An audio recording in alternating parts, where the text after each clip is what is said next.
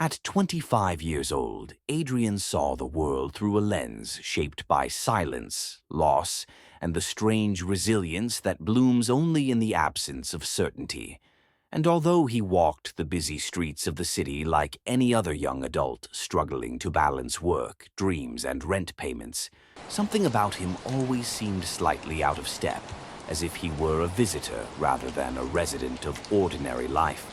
Because growing up in the gray, drafty halls of St. Aurelia's orphanage had carved into him a sense of existence that was both fragile and fierce, filled with questions he rarely voiced and hopes he often tried to bury.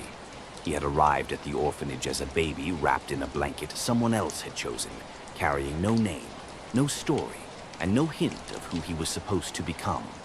And as he grew, he learned that the world was not a place that automatically made room for children like him. Children who drifted through life with no roots and no history. Children who learned from a young age that they were always temporary, always replaceable, always waiting for someone to decide their fate.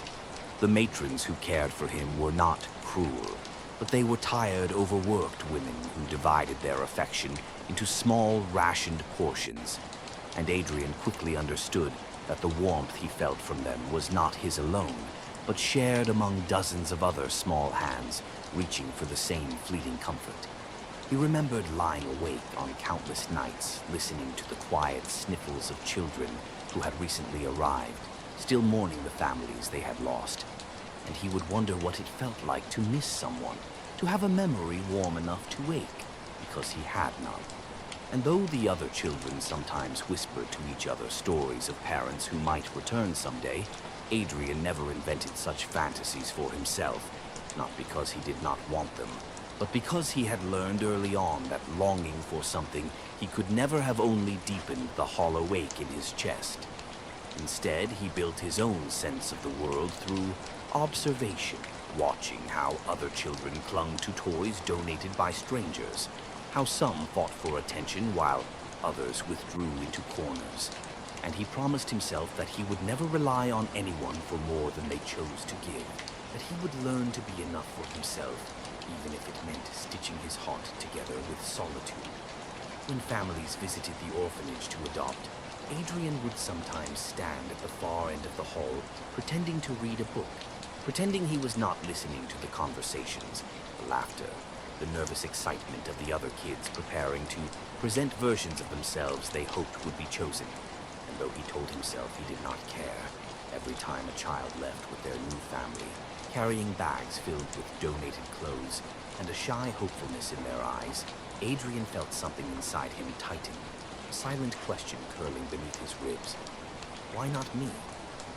As the years passed and he grew taller, quieter, and more observant, adoption became less likely, because families who came looking for children rarely looked twice at boys approaching adolescence, boys already shaped by the orphanage's rhythm, boys whose smiles felt rehearsed and whose eyes had already learned too much.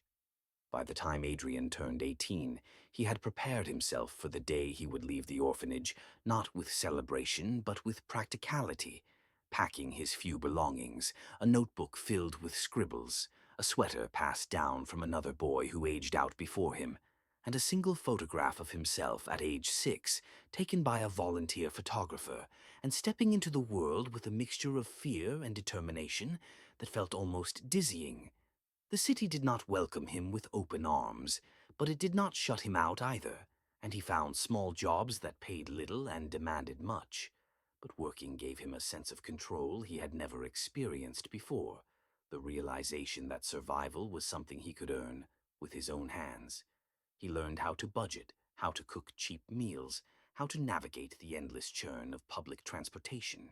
And though he lived in a cramped, dim apartment with peeling paint and a window that rattled in the wind, it was his, a place where no one could tell him to share his bed or his food or his quiet moments.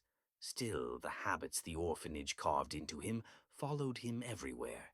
He ate quickly without realizing it, stored canned goods in neat rows under his bed, as if expecting scarcity at any moment, kept emotional distance even from people who showed him genuine kindness.